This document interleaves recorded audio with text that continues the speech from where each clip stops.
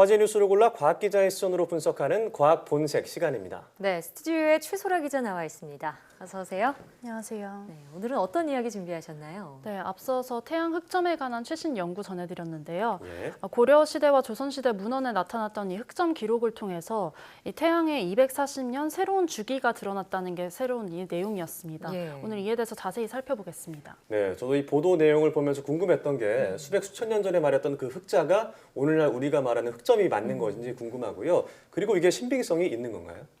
네, 연구진이 밝히려고 주력했던 부분이 그 부분이기도 한데요. 예. 천문현상을 가리키는 이 명칭이 과거와 현재가 다르기 때문에 이런 의문이 생기는 거겠죠. 예. 혹시 우리 선조들이 일식이나 뭐 날씨가 흐린 것을 기록한 건데 우리가 예. 이것을 흑점으로 잘못 해석한 것은 아닐까 이런 우려가 있을 텐데요. 예. 결론부터 말씀드리면은 연구진은 흑점을 가리키는 것이 확실해 보이는 기록만을 이번 연구에 활용을 했다고 합니다. 네. 네. 먼저 우리나라에 남아있는 이 흑점에 대한 가장 오래된 기록은요. 삼국사기에 등장을 하는데 고구려 그 영류왕 23년 그러니까 서기 640년에 해의 빛이 사라졌다가 3일 이후에 다시 밝아졌다 이런 문구가 나오거든요. 예. 이 부분이 묘사가 좀 애매하기도 하고 삼국사기 통틀어서 이런 묘사가 뭐 한 번밖에 나오지 않는다고 해요. 이 때문에 연구진은 이 삼국사기의 구절을 이번 연구에서 배제를 했다고 합니다. 네. 그리고 훨씬 이후인 고려와 조선시대 자료만을 가지고 이번 연구를 진행했습니다. 네. 고려사랑 이 조선 왕조실록에 거의 매일 해에 대한 기록이 있었다고 하는데요. 그러다 보니까 일식이나 뭐 날이 흐린 것도 전부 기록이 됐습니다. 예. 그래서 일반 기후나 자연현상을 흑점에 대한 기록이랑 헷갈리기는 힘들다는 겁니다. 기록을 보면은 흑점의 이 크기에 따라서 검은 점이나 자두, 계란, 뭐 복숭아, 배 이렇게 네. 5개로 표현을 했다고 하는데요. 대부분 이런 태양 표면의 현상이 2일까지, 그러니까 다음 날까지 혹은 며칠 동안도 지속됐다고 명확하게 명기가 돼 있습니다. 네. 이런 이유도 이 흑점에 대한 기록이 다른 천문 현상을 오해한 게 아니라는 증거이기도 합니다. 예. 자, 그러니까 표현 방식이 달랐던 것이지 흑점 현상을 보고 기술한 것이 거의 확실시된다. 이게 연구진의 의견인데요. 그러면 이 기록에 좀 신비성이 더해질 만한 것들이 또 있나요? 네, 그렇습니다. 이 연구진이 고려사와 조선왕조실록에서 찾아낸 그 55차례의 흑점 기록을 분석을 했는데 흑점이 11년과 60년 주기로 변화했다고 합니다. 이런 11년과 60년 주기는 들어보셨겠지만 이 현대 과학에서 밝혀진 태양 활동 주기랑 일치합니다. 당시에는 이런 주기를 몰랐을 텐데요.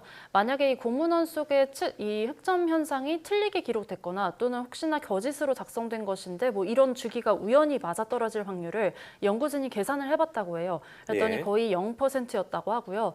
또 게다가 중국에도 이 흑점으로 추정되는 천문 현상을 기록한 것들이 있습니다. 네. 이것들이 우리 기록이랑 거의 일치를 한다고 해요. 이런 이유로 이 연구진은 고문원이 신빙성이 있다고 판단을 했고요. 이번 연구를 그걸 바탕으로 진행을 한 겁니다. 네. 그럼 이 고문원 연구를 통해서 수백 수천 년 전의 어떤 흑점 기록을 통해서 태양의 장주기를 알아냈다는 건데 이건 어떤 의미가 있는 건가요? 네, 태양 활동에 앞서 말씀드린 대로 11년과 60년 주기가 있다는 건 이미 알려졌잖아요. 네. 그런데 11년과 60년 주기보다 비교적 증명이 덜 된 것이 240년 주기입니다. 이 240년 주기가 유럽의 한 과학자가 옛날에 중국의 옛날 문헌을 바탕으로 제안을 한 건데요. 그 데이터가 기존 11년과 60년 주기를 명확히 드러내지 않는다는 의견이 과학계에 있었습니다. 예. 그런데 이번 연구는 11년과 60년이라는 이 주기를 충족을 하면서도 또 새로운 240년 주기를 명확하게 드러낸 겁니다. 예. 이 주기성을 하나 더 발견했는데 이것이 굉장히 장주기이기 때문에 앞으로 태양 활동에 아주 긴 태양 활동을 예측을 하는데 더 도움이 될 것으로 보입니다. 예. 자, 우리가 태양 활동을 예측해야 하는 이유가 이 태양의 활동이 지구에 영향을 미치기 때문이잖아요. 네. 구체적으로 어떤 영향을 미치나요?